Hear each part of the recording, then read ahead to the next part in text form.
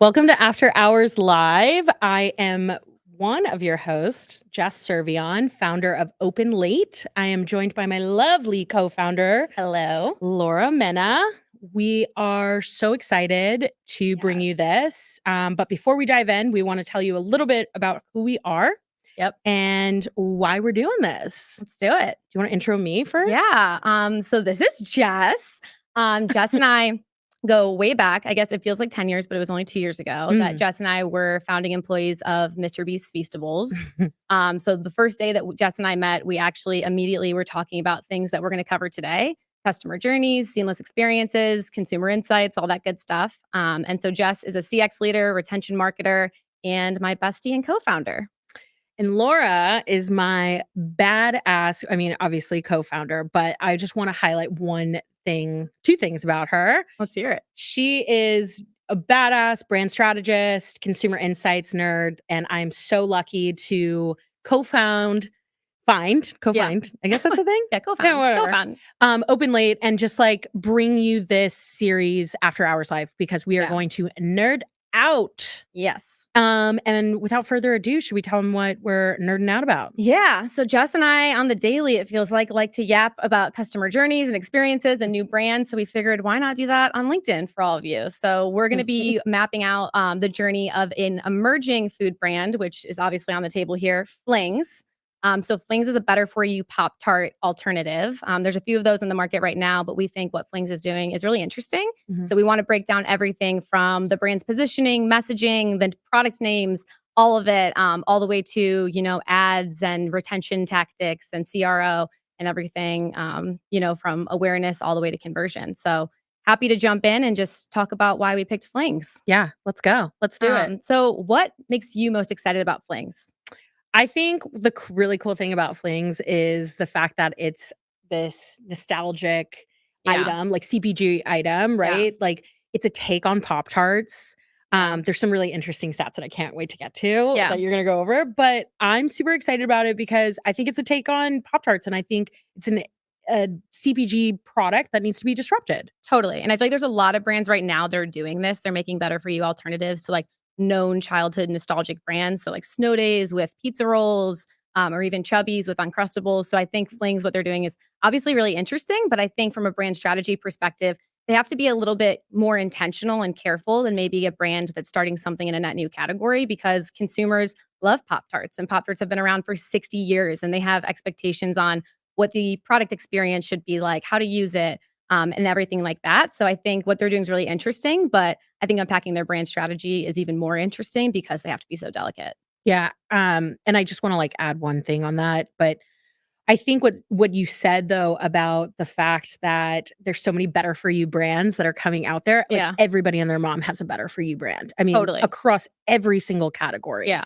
And I think and we know this too firsthand, right? Like, yeah, when we first initially launched Feastables was supposed to be is a better for you, yeah. like, chocolate But cup yeah, it was really built but on that. but Yeah, again, like, another disruptive, product, and I think yeah, I agree with you wholeheartedly that, like, if you're gonna come onto the market and bring on a disruptive product, you have to do it with intention, and you yeah. have to do it with, like, the most clear strategy. Yeah, and understanding the consumer insights to Yeah. drive how you position that product, which the perfect segue because we can talk about some of the data points. Let's go. So Pop-Tarts obviously been around for 60 years. I feel like Pop-Tarts is getting a lot of media coverage right now, especially with the new Unfrosted movie, which I'm not Mm. sure if you've seen that. I actually haven't, which I probably should now that we're doing this. But getting a lot of coverage, but been around for 60 years, has 86% market share of the toaster pastry category, which is nuts.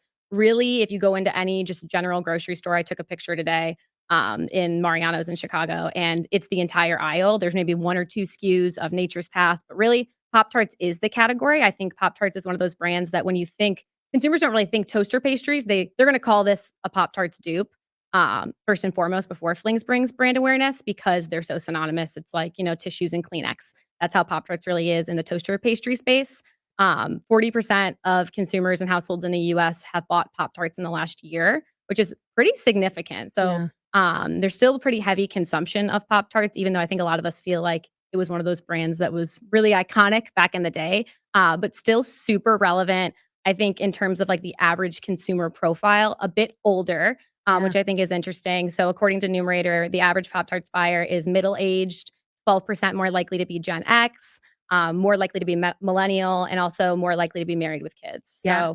So really fascinating. Well, that is the interesting statistic that, like, I really wanted you to go over about, like, Yeah. who that buyer was specifically because I think from a psychological and, like, age perspective, it is millennials who buy it. Like, Yeah. we're the ones that are buying I mean, Gushers is, like, next to this, right? Yeah. Like, Totally. we are the ones like, millennials and Gen X are the ones that, like, grew up on these, like, convenient snacks, Yeah. right? So it's like, we're so used to, like, going to the market if we want a convenience, like, breakfast snack, Yeah. it's going to be a Pop-Tart. But again, going back to what we were originally saying, if you're gonna be a disruptive in the industry, um, in over a product, like, you need to be really intentional about it. So it's like, I'm really excited to drive in further because how is Fling specifically speaking to those millennial Yeah, audiences? totally, and it's like, who should Flings be targeting? Those Mhm. millennials that have nostalgia for Pop-Tarts, or is it Gen Z? Because nobody's really hitting Gen Z with an offering in this, category.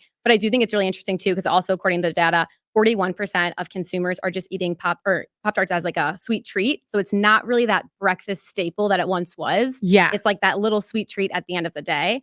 So I think it's really interesting that it's not fulfilling the same usage occasion that it maybe once was. I mean, yeah, that makes absolute sense Yeah, because I know when I was growing up, Pop-Tarts I liked Pop-Tarts as a snack because it was a sweet snack, yeah, yeah, and but it it's not something you're eating every single day for breakfast by n any means. no, Yeah. but it's so I mean, that's so interesting though, like, we were given this as a child Yeah, as a convenience to breakfast, right? yeah, But really it turned into, like, a sweet. yeah, into a dessert. Yeah. Yeah, yeah, so I think that's really interesting. I also think what's more interesting is why people, when surveyed, aren't buying Pop-Tarts anymore. So, when you survey, people of the similar profile and ask them the top reason for not buying Pop-Tarts, the number one reason is the sugar content. So Yeah. 51% of people say it's due to the sugar more than anything else, and I think Flings, we can get into this, but they're perfectly positioned as a brand that's targeting low sugar, especially, given that's a main driver or a barrier, I should say, to purchase. Right, and I think you should touch on the high protein Yeah, and it's aspect also of high it. protein. So, there's another brand out there in the space right now, Legendary, that's also high protein, but that's 20 grams of protein. So fun fact, that's actually in retail merchandised in a different section of the store. So OTC pharmacy, where you Mhm. see protein shakes, things like that. Versus Flings is lower protein content, but still 10 grams of protein relative to, I don't know if we turn around this Pop Tarts box, but probably like 3 grams of protein. So Yeah. pretty significant. So there's a number of different health claims, even low carb, keto. Those are some of the things that Flings are, building their stake on. Well, it's interesting that you actually said that it's in where, like, protein is, Yeah. because I was actually in Jewel Osco, or Legendary, not Flings. Yeah. I was in Jewel Osco, like, yesterday, and I saw it on an end cap Yeah. with a bunch of, like, emerging brands. Yeah. So, like, there was a lot of things, like, a lot of snacks that Yeah. were involved, and I was like, "Oh, look, Legendary." Yeah. Yeah, that is interesting. Yeah, I mean, I I think it's know.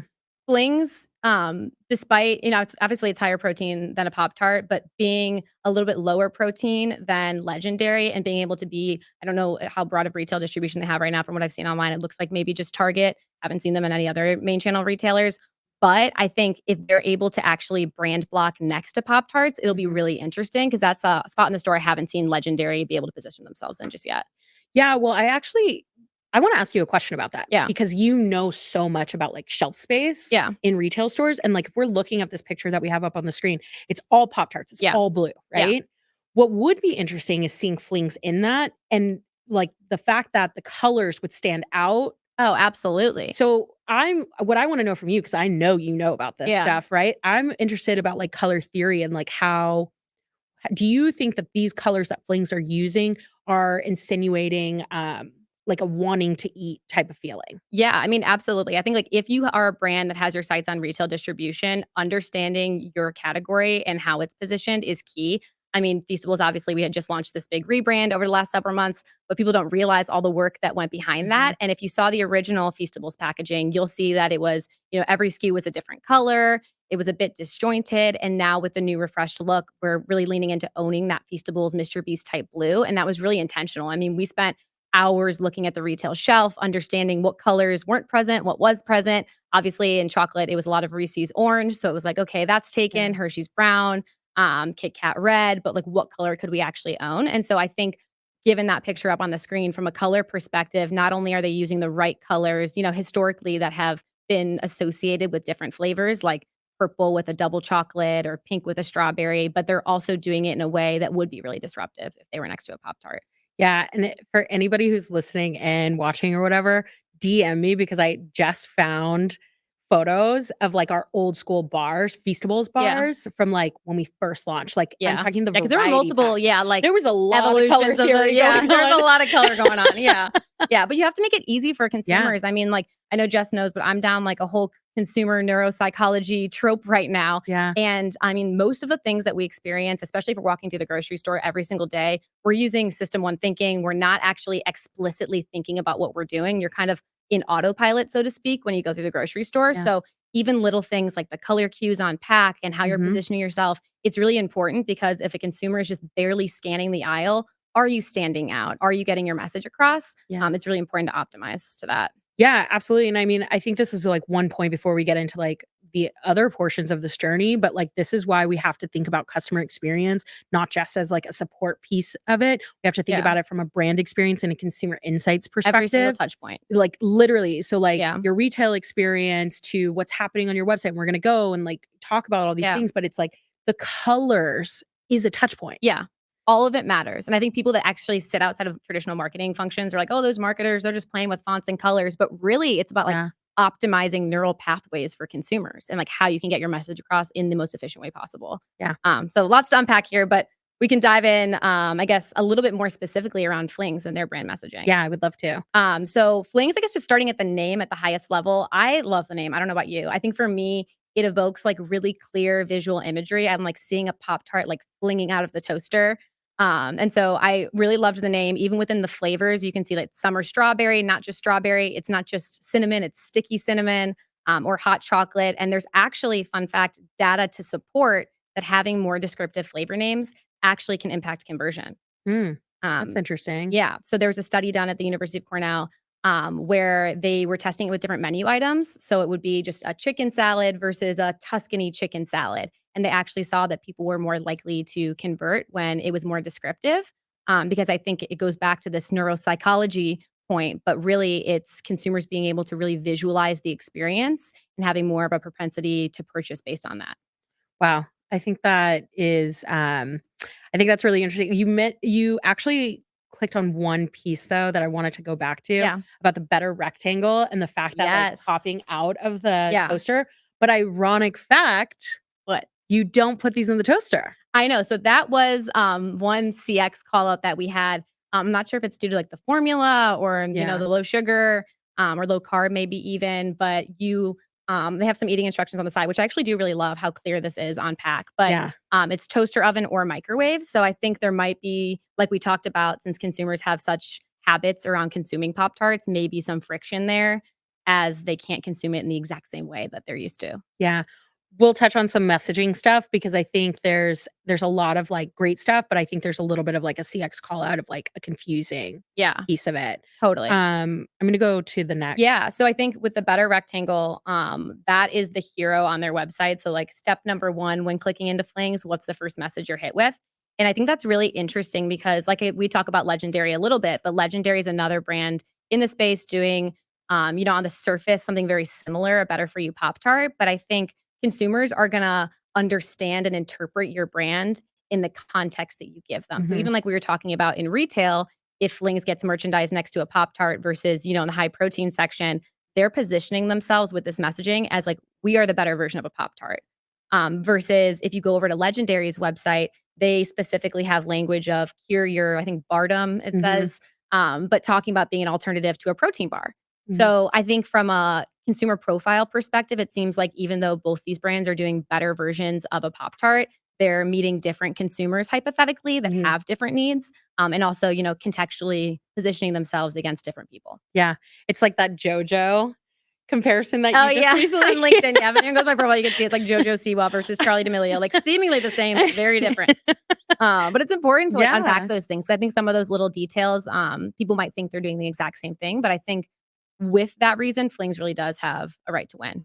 Yeah, I agree with you. Yeah, and I also think from a messaging perspective, like I said, 50% of non-purchasers of Pop-Tarts aren't buying because of sugar, and so, while Flings, you can see on their site and even on the side of the box here, make a lot of different claims, I think, what would be most productive for them would be to lead with a low sugar claim. So right now, they're treating all claims as equal, but they're not gonna compete on the protein, like, compared to Legendary, even though they might compare to a Pop-Tart. So I really think knowing that consumers, when they're at the shelf, might not pick up that Pop-Tart box because of the sugar, if Mhm. they can clearly understand that Flings is a Pop-Tart just with a little bit less sugar, I think that'll really position them for conversion. Yeah, and I mean, I think this is something that we've talk about with a few of our clients Yeah. about, like, what is on pack and, like, that confusing brand messaging and, Oh my like, gosh, yeah. really hammering home on, like, the 1 to 2 to 3 call outs that it is, and, like, instead of doing 50 different call outs, because Yeah, I that's a mean, we're confusing in the midst of, experience. like, a project right now, obviously, with a wellness brand that makes a ton of claims, like, maybe a dozen claims, and so and even if when you think about, like, some of the more notable wellness brands in the space, a lot of them are really just putting their stake on 1 to 2 claims, and so I think you need to ask yourself as a brand, even though we're better for you in all these different ways, what matters the most to our end consumer and what's gonna resonate, and Yeah. that's what we should really lead with. Yeah, absolutely. Yeah. But overall, I mean, I think from a brand messaging perspective, obviously gorgeous packaging, gorgeous site experience, which we'll get into here in a bit. From a product positioning perspective, I think the flavors make a ton of sense. Actually, according to Numerator data, frosted brown sugar cinnamon is the most preferred Pop Tart flavor. So Mm, I think doing sticky cinnamon makes a ton of sense. As well as frosted chocolate fudge was 21% of people said that was their favorite Pop Tart flavor. So I think the initial SKU lineup makes a ton of sense based off the data. What's your favorite Pop-Tart flavor, I the should ask? cinnamon. Really, the cinnamon? Yeah. I'm, like, so frosted strawberry No, or, like, the man. wild berry. That one's, Oh, like, I love it. unique Yeah. nostalgia. I don't know why for some reason. Yeah, I love a berry. I definitely love a berry, but maybe because I'm an elder millennial at this Oh, point, and elder, grandma on the other side of the table I mean, remembers with my unique sweater, Pop-Tarts. so Yeah. Get out of here. I love a cinnamon, Yeah. okay? Yeah. But, yeah, no, I really like the cinnamon the most. I think really what it is, though, is because, like, and I see this across a lot of, like, different, like, protein types of, like, brands Yeah. or consumables. I don't really like the taste of it, like, how, like, people, like, mask it with, like, Yeah. stevia or, like, All any the of these, other like, junk, yeah. right, and so, like, the cinnamon, like, cuts that for me. Yeah, totally. Yeah, I think out of, like, this lineup for sure, Jess and I did some pre-sampling because we both ordered, so those boxes are gone now, but, the sticky cinnamon, yeah, was definitely my preferred of the Flings, but for Pop-Tarts, definitely OG strawberry. Yeah, for Yeah. sure.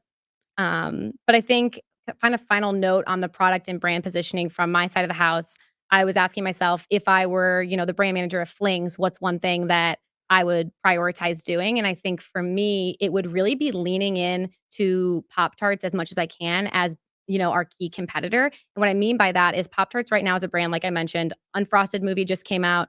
Even last year, they had brought back their iconic Pop-Tarts mascots that actually originated in 2004. So in 2004, they had a huge ad campaign with those little cartoon Pop-Tart guys called Crazy Good, and they just revived them last year and gained a lot of earned media around what they did at the college bowl games. So, did you see this? Mm-mm. Okay, so they essentially had a Pop-Tart, a massive toaster, and a huge Pop-Tart mascot on top. And then he jumped in the toaster, and then it came out, and it was a fully edible Pop-Tart, and then the team got to eat it together. It gained a lot of press and attention, but I guess the point in saying all this is Pop-Tart as a brand, it's not one of those old school CPG brands that's just not gaining any attention right now. Like the Pop-Tarts brands team is doing a really good job to, keep top of mind, upper funnel awareness tactics and things like that. And I think for a small emerging brand like Flings, they should really lean into it and take advantage of it. You think about iconic brands like McDonald's and Burger Kings and them having mascots and, the competitive nature behind Ronald McDonald and Burger King. And I Yeah. think Flings could almost take advantage of all the investment that Pop-Tarts is making right now into their mascots, into upper funnel marketing, and, be the cool, younger, potentially Gen Z alternative to those mascots and, creating some mascots of their own and positioning that as part of their marketing. Yeah, for sure. Well, I think it's really interesting because we're gonna go into the ad creative in a Yeah. second, but in the ad creative, they really we're going back to the brand messaging piece, though, they actually really lean into the millennials, Yeah. and I think that that's a leg up for them. Yeah. You Totally. I know? mean, because the nostalgia is there for sure. Yeah. Yeah. So what my point is, though, is that, like, I don't know if they need a mascot. Yeah. Like, I get it from, like, a perspective of, like, um leaning into, like, Pop-Tarts being, like, the hot thing, Yeah. right? But I actually think that they should lean into maybe something, like, more millennial related. Yeah. What would be millennial related for you? Honestly, the first thing that popped up into my head just Yeah. now, and, like, don't judge me, Okay. but, Fine. like, maybe even doing something with, like, NASCAR, like, racing. NASCAR, Okay. that was so left I field. know, There's a lot of things I thought you were gonna say, but I kn NASCAR, what? Like some Ricky Bobby jumpsuit? like, yeah, like a Ricky Bobby jumpsuit, or like, going into, yes, okay, like you're doing it with like sports though, Yeah. right? And you have this like mascot thing, but NASCAR doesn't really have mascots, right? Yeah. They just have like stickering across Yeah. cars. I don't know. This is the Yeah. first thing that popped in my Okay. Yeah. head. Don't judge. Okay, I'm not judging. We'll add it to the idea board. Corey's out there probably judging Yeah. us. Yeah. Jess's friend Corey's on here like, nope, terrible idea. No, but I think it is interesting. It's like what channels are millennials that have nostalgia for Pop-Tarts? Where are they? And what's the best message to reach them? Yeah. But I think whether it's the mascot or something else, I do think there's something to be said that Pop-Tarts is still relevant, even though it's Absolutely. old. And like, how can they, as a young brand, lean into that? Yeah, totally. I agree with you. But that's the brand messaging. So tell me about ad creative. I'm really curious. Okay, so from an ad creative and going back to this point, so shout out to Ari Murray because she showed me this like meta ad library Yeah. where you can go into and find a brand's like ad. So Yeah. I went into an ad that was all the way back from like November 4th, 2023. It's a little bit cringe, I'm not gonna lie to you, but I'm Okay. gonna play it. But this is what I mean by leaning into millennials, but also what I love about this old school ad is that it's us versus them. Yeah. And I think an us versus them when you're coming onto the market is really clutch for Yeah. you because you need to be able to compare yourself to like what the You others need to are. benchmark it. Like, who are we? Yeah. Contextualize your positioning. Right. So give me 42 seconds.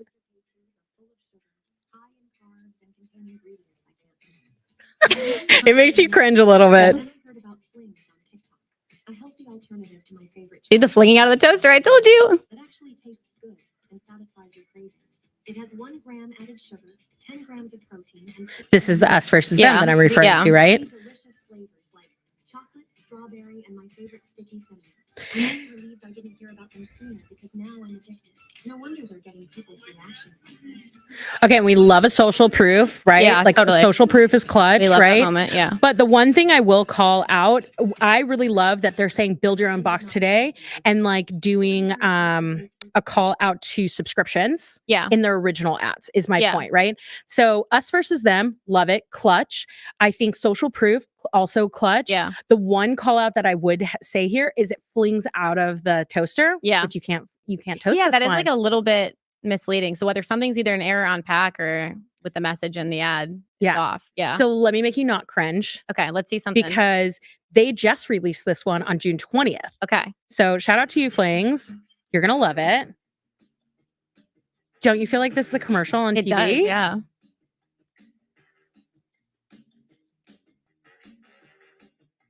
Dude, once again, they're leading with the keto friendly, which is interesting. Yeah. But it's not on the front of pack. Yeah. Oh, there we go. Flinging again. Constantly flinging.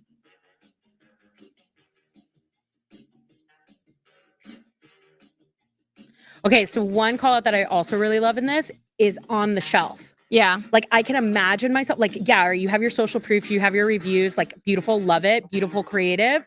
But the on the shelf makes me, when I'm watching this, imagine like I'm gonna pick it up in my pantry. Yeah, totally. No, I think that's really interesting. I do think, yeah, going back to the claims and messaging, there was a lot there. I mean, consumers are being bombarded with so many ads every single day. So it's like, what's the one message they're going to hear? And I think low sugar got a little bit too buried in that.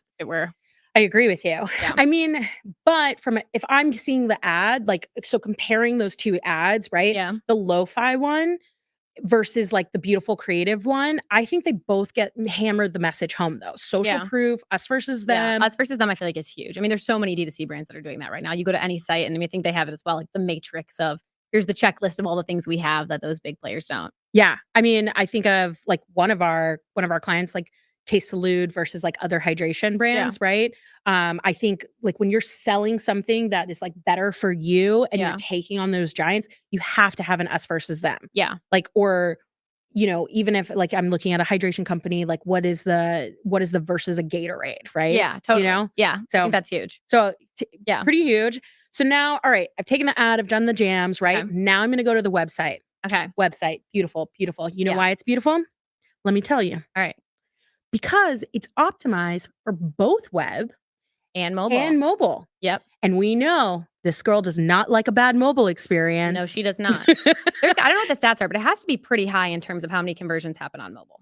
I can tell you, I don't know what the stats are offhand because I didn't research it. I know I came across the stat, but I can tell you, according to a study by Google, 57% of users say they won't recommend a business if they have a bad mobile experience. Wow, that's actually huge. 57%, right? Yeah. That's pretty massive. That is massive. And again, gonna call out, looking at the camera, experience this firsthand. Terrible experience with another mobile D2C brand. Yep, totally. Okay, but let me call this out though. What I really love about this is like from that beautiful creative that we saw in the ad, I come to the website.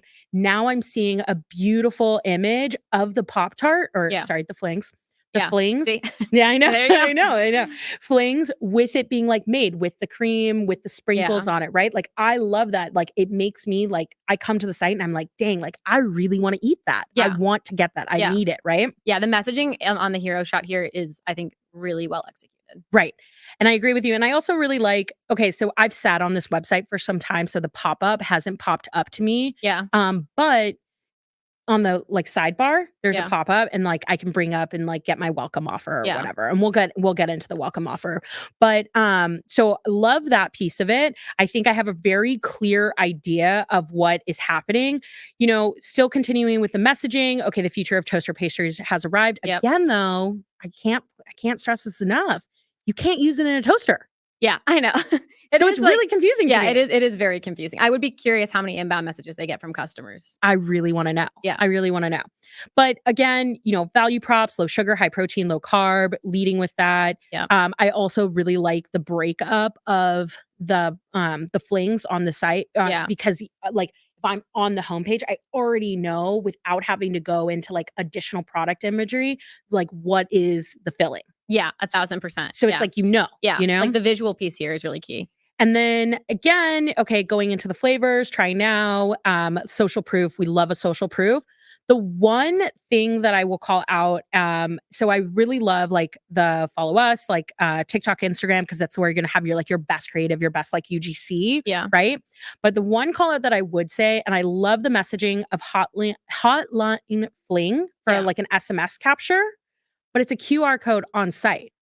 And if Yep. most users are mobile users, Yeah. how am I gonna scan that? Yeah. I feel like this is just like an issue a lot of brands. I saw a post on LinkedIn the other day and it's like, stop putting QR codes in your social posts. I know. But it's just like, I think we've just like all become so, I don't know, jacked up on QR codes post-COVID. I don't know. Yeah. That we're putting them everywhere and not being thoughtful around like, what is the QR code? What's the point? What's the mechanism and like the outcome I'm trying to get out of it in the right environment? I mean, absolutely. I think, okay, so you can't really do a QR code on like a website, right? But you can do a QR code. I mean, they're doing it on pack. Yeah. Great. Beautiful. Love it. Right.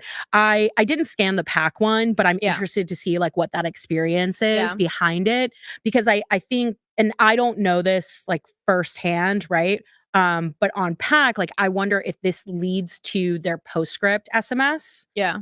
Because I know that the one on the site does. Yeah. Which again, or is it the same journey? Like I'm curious if it's the same journey, but what again, I'm seeing a QR code on site, which is a really confusing journey if it's just going to SMS. Yeah, 1,000%. Because if I'm a mobile user, I mean, granted, if I'm on web, yes, for sure. So the one call out that I would say, like, okay, so going back to like the email pop-up, catch flings, not feelings, want 15% off. You walk through that experience. Yes, please enter your email address. Love it.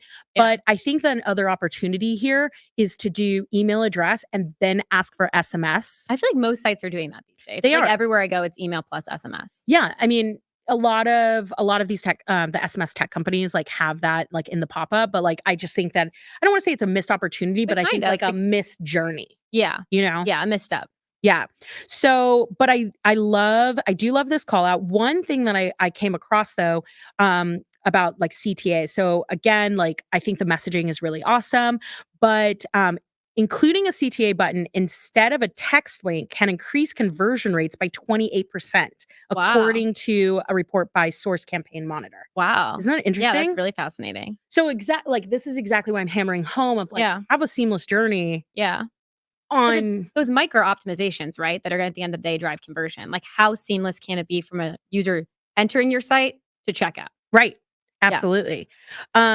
So going back to like the value propositions though, I did also want to come back to like one other stat that I found too.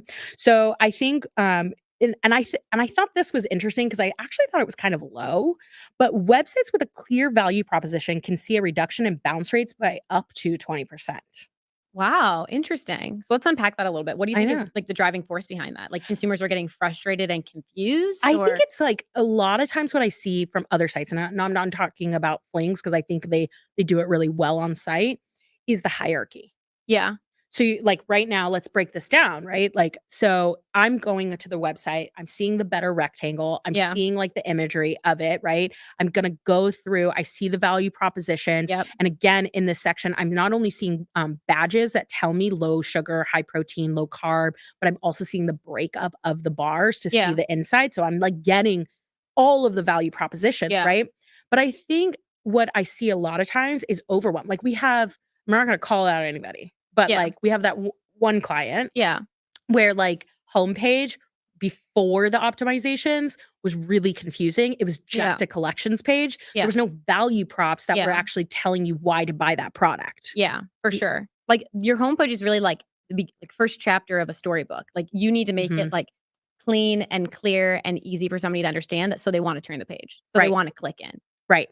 Right. Exactly. So I think it's that like I think the whole site, the whole homepage going back will like constantly go back to the value proposition. I think again, beautiful imagery, it's perfect, it's got the social proof. So I think like I'm not seeing any qualms within this. Going back to the SMS capture, I think that piece, one suggestion that I would have, and we did this again at Feastables, but when we were trying to drive more SMS instead of like at the time those pop-ups weren't like there yet, but we would say at the footer, text us, we text back with the short code number. So that's maybe like a better suggestion of instead of doing the QR code. Yeah, 1,000%. And like I mean, at Feastables, it was 69,420 because that was on brand for us. But if you have something on brand you can come up with, then that's even better. Yeah. So, all right, let's go into shopping now. Yeah. Our favorite journey. Yeah, let's do it. Truly, right? Yeah. So, really love the shopping page. Like any link that you click into, it'll take you to. There's not many like offerings. It's either variety pack or, choosing like one of the flavors you want, or you can build your own bundle. Yep. Even in menu, it like makes it very simple for you. You can choose that flavor, or you can build your own bundle.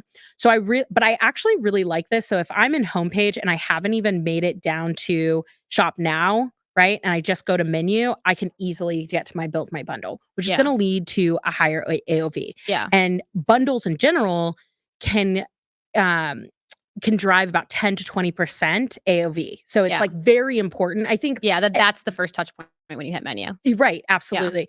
And then from a CX perspective, bundling provides like convenience for a customer. So, I could definitely get the variety pack, but like, what if I want all of them?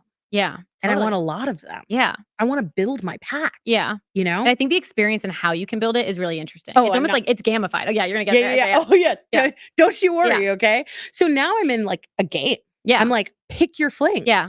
Like choose your fighter. So I'm going to pick my strawberry. I'm going to pick my cinnamon. Yeah. And I'm going to pick my hot chocolate. Yeah. And then the imagery into like the way it gets into your bundle is just so fun. Yeah. And makes it gamified, right? So from a psychological point of view, it's like it actually makes it really fun. I'm like down to bundle this. Yeah. Yeah. Like the bundle. There's a dopamine hit that happens when I build my bundle. You know what I mean? Because I'm already here. Yeah.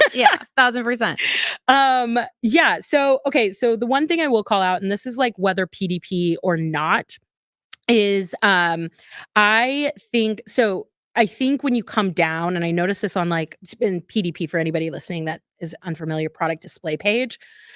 I've noticed this that like it's every message. It's like I see the badges, I see low sugar, I see low carb, I see high protein. Like I think that's really great. But now I'm just seeing all the messages again. So if I'm like contemplating whether I should get this or not, am I going high protein, keto friendly? Like I'm so overwhelmed with it. And I feel like right now too, just consumers, like the mindset they're in, just like generally speaking, is now more than ever. And I think we've talked about this a lot. We actually just talked about it the other day. Is they're inundated with so much conflicting health information. I don't know if you feel this way. I mean, you're scrolling TikTok and it's, I need to be plant-based. Actually, no, I need to be on an all grass-fed beef diet. No, I need to be gluten-free. No, I need to be keto. And so consumers are a bit overwhelmed. So I think, going back to our original point, like what is like the message that you want to own and put your stake on so consumers can really clearly go through the PDP and say, yes, this is the brand for me. Yeah. And I think that they really do hit home like with having the additional messaging on here. Yeah. I just think it's like here where it's like high protein, like when it's like don't lead all with the it. call outs, and granted, and this doesn't even just go for flings. Like I wish in general that these health claims could be personalized by customer. Yeah. So if I'm like, Orthodox Jewish and I only eat kosher diet. Yeah. I wish it just knew that. Yeah. Only I think we're not there yet. Okay. 2050 maybe. All right. But anyway, so I do want to just going back to the brand messaging and going into like what you were saying. So like, reinforcing the brand messaging at the consideration portion of the consumer journey is really important. And some stats that I found was a consistent brand messaging across all platforms can increase revenue by up to 23%. Oh, wow. So driving home, brand messaging. Yeah. And I feel like that's even like under forecasted. I feel like I agree with you. It's everything. So this one, I think you're going to like this one though. Yeah. 60% of consumers feel more positive about a brand after consuming content from it at the consideration stage, which is important to reinforce that brand messaging. So if I'm in a consideration stage and like going back to what we were talking about, like about the gamification here, that's a content dopamine hit. Yeah. It's like how many of those can you get while they're in that stage? Yeah. And also going back to the us versus them as well. Yeah, for sure. Which I feel like is pretty like common practice, but I do really like this. Yeah. And I also like that you can get the full nutrition info here too. So you can see the back of pack. And even the ingredients. I mean, here, like you scroll over chickpea flour and it explains what chickpea flour is, why it's used. I know even at Feastables, I mean, as a chocolate brand, we use, lecithin and consumers were confused. It's like, what is lecithin? God, do you know the amount of inquiries we got I don't even wanna know, but probably a lot. So I like to hear that they Jean break it and down. It's Danny easy. can tell us. Yes. But they break it down, it's easy. It's like, okay, that's what that ingredient is. It feels really natural and clean. You hover over protein blend and Yeah. it's, telling you exactly what's in that blend and that variety. So I do really like that experience. Yeah, so I agree with you. So I wanna go back to, like, the shop now journey, Yeah. though. So they are a little bit different and, like, I wanna talk about the one-time versus subscription Yeah, let's talk about purchase. that because I noticed that they're defaulted on one-time purchase. Right. Yeah. Which, if we're trying to bundle and we're trying to hit a higher AOV, and if you're not available in every store, you wanna push people to, subscription more, Yeah. in my opinion. This is, Yeah. like, honestly, in my opinion, like, it's Yeah. just the way I would think about the journey. Yeah. I wanna push people more to subscription because if I'm not available in every retailer and I'm not as easily, like, attainable, let's do a reoccurring. Let's, like, Yeah. constantly have you coming to my house. Yeah. So couple of call outs here, right? So like if I'm on variety pack, I can see 3 packs or I can see a 6-pack. I kind of wish that and I like the badge that it's like $9 off, Yeah. right? And I'm only on one-time purchase still, okay? Yeah. I like that badge, but I would actually flip it. I would say Yeah. 6-pack, $9 off is the default. right, Yeah. and then do 3-pack as second. Yeah. And listen, I don't have statistics about this.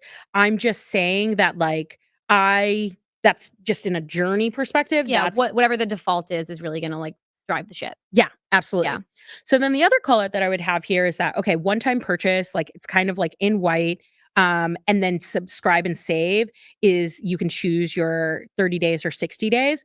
But I again would actually have a default of subscription Yeah. or subscribe and save because you're going to save more money on this, right? Yeah. And in like from a psychology point of view, if I'm coming to the page, plenty of beauty brands do this, Yeah. right? And I see subscribe and save, like I'm more likely to hit that subscribe and save. 1,000%. Yeah. And an interesting statistic that I also found, All right. because hit we me with it. love the stats, Yeah, we love the numbers. 45% of consumers say they prefer the convenience of subscription services for consumable products. And that's a study by McKinsey. Oh, interesting. So again, Yeah. The one call out though I will okay, make, ready. I feel like as somebody who's like less in the subscription universe, Yeah, fair. is I still feel like as a consumer, like there's a little bit of missed messaging. If I'm going to this site and I've never tried the product before, and I'm not sure about subscription, and we can kind of get into the CTA under the add to cart here in a second. Mhm. But I think a little bit of social proof would go a long way here. Mhm. I know we've talked about this before, but there's been studies that have been done that when, even like your energy company says, your energy bill is 3 times higher than everyone else in your neighborhood, or you're in this percentile, or 50% of people, Yeah. there was a study that was done on a hotel chain actually about reusing your towels to help the environment. And it was, they tested different messages, and one of them was 50% of people or whatever who have slept in this room reuse their towels. And the rate of people not asking housekeeping for more towels like skyrocketed. Yeah. So I think with that, like this idea of social proof, we talked about it a little bit on the ad creative, but even here it's, X% of people that try Flings subscribe, Right. or X% of people, and I Yeah. think as a consumer, it's like, wow, okay, now I'm understanding, Right. from a social perspective, other people see the value in this and I want to join in. So that's one call out that I would make on the subscription, just like further hammering home why that would be beneficial besides just saving 20%. Yeah. I agree with you. I agree with you. And I also want to go back to one other piece of like the journey too. Yeah. So, do you remember at the welcome message when you input your information, you can get 15% off? Yeah. You're only getting 5% more. Yeah. But then like what's a little confusing is the $9 off Yeah. too. You can't even contextualize that. Like as a consumer, you're like, which is, yeah. Right. But I guess like actually, to be honest with you, a confusing journey, I'm probably going to think like 20% off seems bigger than $9 off. Yeah, totally. But I don't. But it may not actually be the case. Yeah. Yeah. I think what's also interesting here too, and I actually didn't realize this until we were sitting right here under the add to cart button where it's try it risk free, no strings attached. I was wondering on the top of these boxes, it said no strings attached. And I was just thinking about that Ashton Kutcher movie more than anything else. So when it was just the pack by itself, I was like, what does that mean? But now in this moment, it's clicking. So I think even there's some on pack optimizations that might need to happen if they plan on going into retail. They're not going to be able to do the try it risk free model. So I'm not sure if it makes sense for that to also be messaged on pack. Yeah.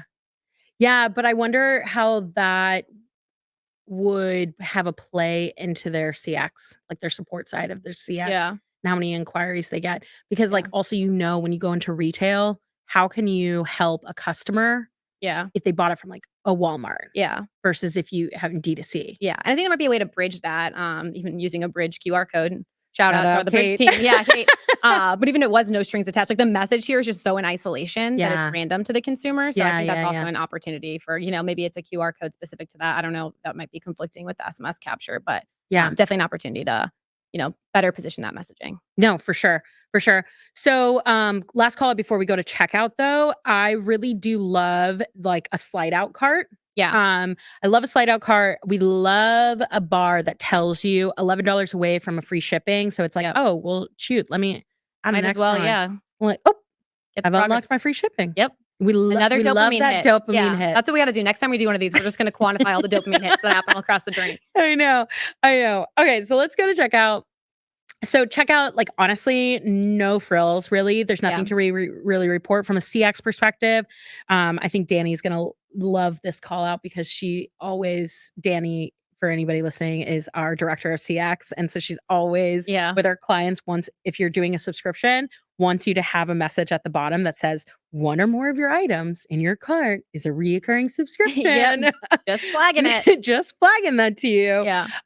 So, I think I actually love that. I think it's a really good call out. I think a lot of growth marketers are going to tell me, well, it's going to hinder people like actually converting and finishing checkout. But that's hard because it's a balancing act between like getting them to the ideal outcome that you want from like a growth and revenue perspective, and also just being transparent and honest with the consumer about what they should expect. So I'm with you on the call out. Next LinkedIn Live, I'm going to come with some CX stats about the amount of tickets that you get if you don't. For people who are like, I need to cancel my subscription, or I didn't realize this was recurring, or whatever. And if you're tricking people into subscribing, you're doing your job wrong as a brand marketer. Yeah, I agree with you. Stop. I agree with you. So one other additional call out. Forget the call outs. I am going to go to our emails. I was going to say we have 15 minutes left, so let's dive into some emails because there's a lot to unpack there. Okay, so flipping into our emails, let me present. Super simple, nothing to really report here. The one call out that I want to say, and this is going to come up in the next slides. So the order confirmation is a Shopify order confirmation. But then if you go to the next emails that they get, right? Like in this slide, this is like a education email. It's all designed and happy. So in my email journey, there's a lot going on from like a design perspective. Yeah. And I know that it doesn't you don't have to do all of those things, but if you're gonna go through like the whole life cycle, email marketing stuff, just do your transactional emails as designed too. It makes you feel a part of that journey. It's like the entryway to like, what can I expect? To this Flings universe. Yeah. And I think as a brand, I mean, like, if we haven't emphasized this enough, I think from like a site experience, like package design, all of it, branding, Flings has done a phenomenal job as a brand so young. I feel like food and beverage brands that are typically, this level of, like kind of emerging and they're young in their life cycle, they don't typically have all this stuff figured out. So it's like, you're almost there. Why not go all the way and have your transactional emails be that same level of design? I agree. So I also have the stat that I want to share with you. Yeah. Okay. I think you're going to love it. Order confirmation emails have the highest open rates of any marketing email, around 70 to 80%. I mean, that makes sense. I know. Because I feel like consumers are just, even when I check out on any e-commerce site, it's like, okay, did it go through? It's like, I need to double check. Absolutely. So, but in this email journey, we got an order confirmation. I got my subscription confirmation. Yep. Then I got an education email. Then I got an affiliate email. Yeah. We're going to get back here. Then I got a thank you email. Yeah. All in one.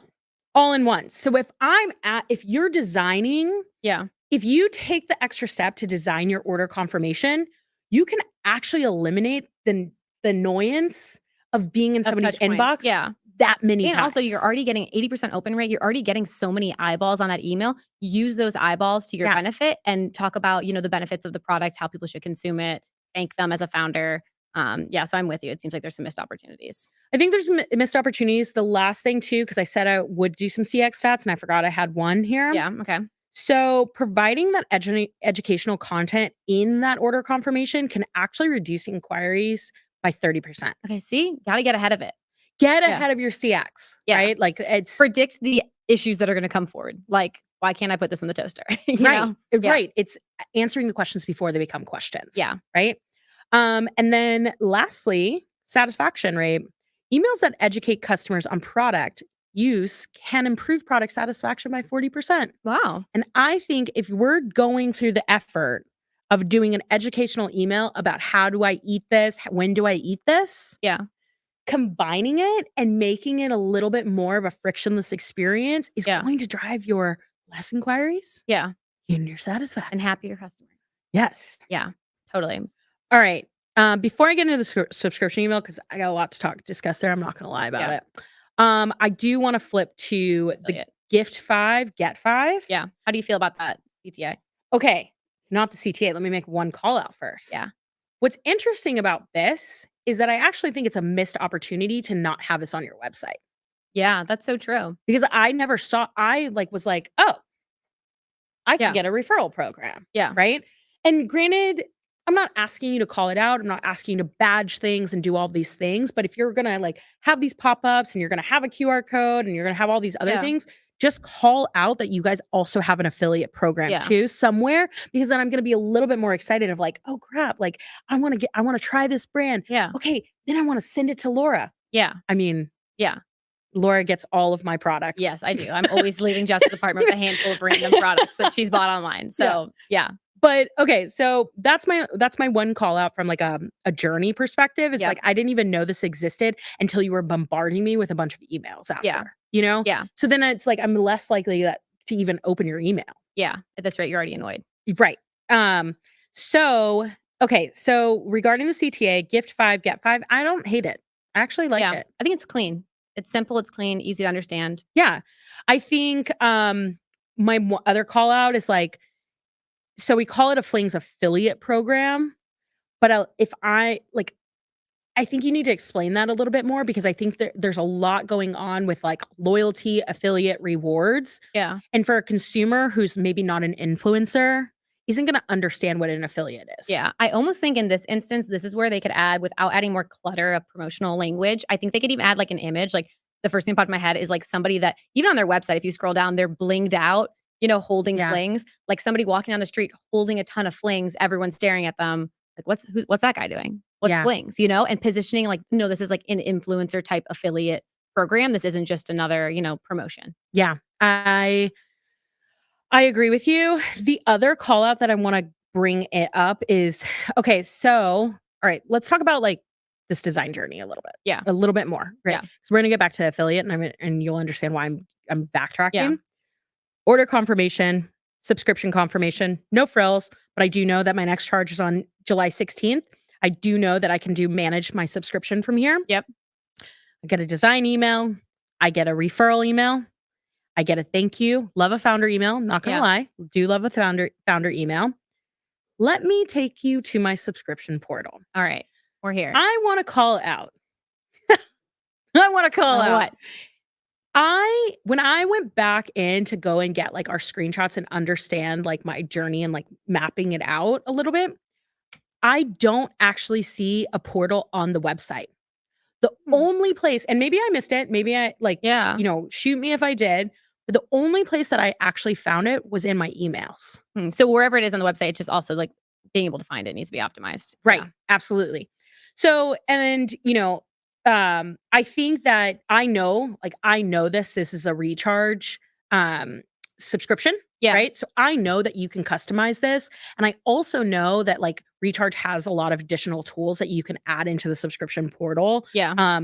They also have a loyalty program that's a part of like their subscriptions too. Yeah. So my point of bringing this up is that you have an affiliate program, right? You also have a subscription portal that's like not accessible on the website. Yeah. I would fix that journey a bit and like let it be accessible. And like whether you keep your affiliate program or you double down and like do a recharge like loyalty program, my point of bringing that part up though is I think it's a missed opportunity to not have it in this portal in general. Yeah, you for know, sure. and not customize this. Yeah. Because if I'm gonna like now all I've gotten was an email, but I'm a VIP customer now. Like, Yeah. you're gonna have more engagement with me because I'm a part of your program, Yeah, right? and you're part of the universe of Flings. Right, so, like, drive home why I need to share it with my friends, but do that in subscription. Yeah. One other thing I wanna call out, another McKinsey stat. According to McKinsey, personalized subscription services help in meeting individual customer needs, leading to higher retention rates. 28% of subscribers stated that a personalized experience is the most critical factor in continuing their subscription. Yeah. I mean, it makes sense. I'm a part of that 28. I'm not gonna lie. Yeah, I mean, me too. I mean, I think even at Feastables, I mean, for order tracking, you went as far as Mhm. optimizing the page so it looked like the chocolate bar was being made at a factory and, I remember you had, like, the little graphic and it's on its way, and Yeah. so I think there's just so many things that you can do to just also make it fun for consumers. I Make think them excited. I mean, brands are more than products, if we were all in, like, the commodity game, we wouldn't be sitting at this table. Yeah. So, like, branded experiences are everything, like, so how can you make somebody feel like they're a part of it, Yeah. and that you're catering something just for them? And I think this happens a lot too, like, not just in, like, a description of, like, what's happening here, but I think what happens often is that we'll go so hard on our insights, our brand strategy, our, ad creative, our growth marketing, and all these pieces, but then retention marketing is really only thought of as upsells or win back emails, Yeah. but not actually thinking about retention from the perspective of a brand experience. Yeah. You call customer experience not because it's support. You Yeah. call customer experience because you're giving somebody a branded experience. And it's not just when an inquiry comes to you. Answer the questions before they become questions. Yeah.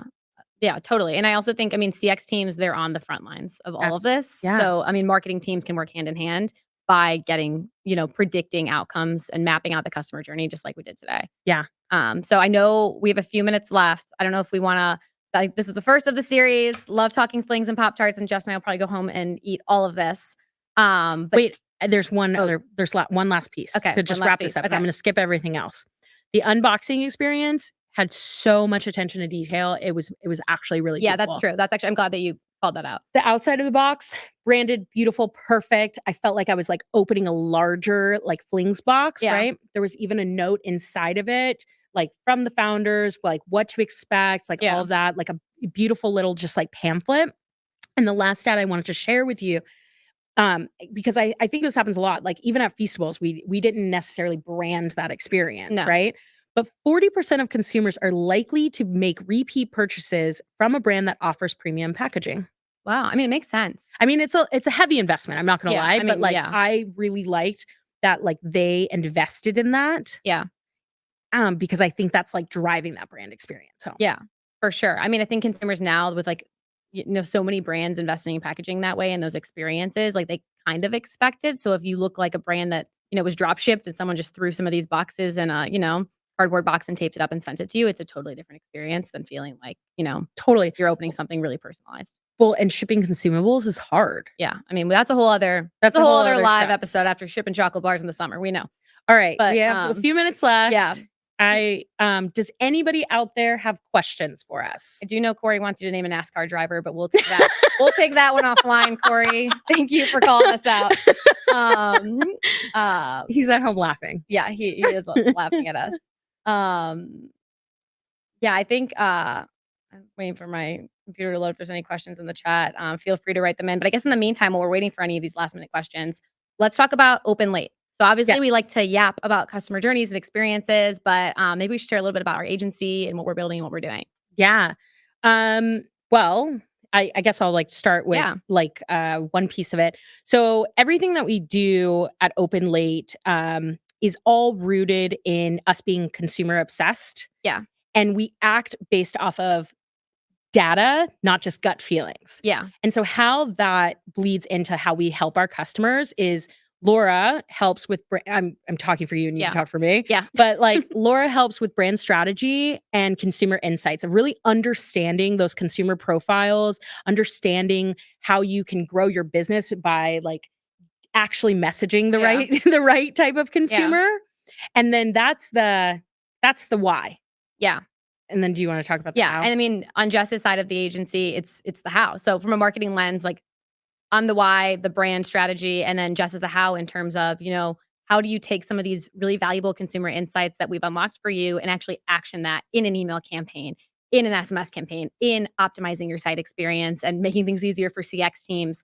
And also, how do you, like maximize what you can get from your CX teams? I know a lot of people, like we've talked about CCX as support, but how we really partnered and became friends at Feastables originally is because of the insights value. I know day one when I started, coming from Kroger, coming from the retail side, I was just, flabbergasted really about us being able to speak directly to our end consumer and survey them and really unpack some of those insights. So OpenLate as an agency covers all those areas, both the why and the how for, brands that are starting really interesting things in the CPG space. Yes, definitely. We love a good snack. We love a good snack. So call us if you got a snack brand and need some help. Yeah, we do have one question in the chat about how a company can start working with us. You can reach us at openlatecollective.com. Yep. We have a nice little form that Laura designed. Yep. Some and email flows. Got an email flow in there, yeah. But also you can reach us individually on LinkedIn, Laura Mena and Jess Cervellon. DMs are open. DMs are open, but we appreciate everyone who took the time to join us for this first one. If you have brands that you want us to cover next time, let us know. And DMs are open for that too. Yeah, DMs are open for recommendations there too. Thanks, everybody. We'll see you next time.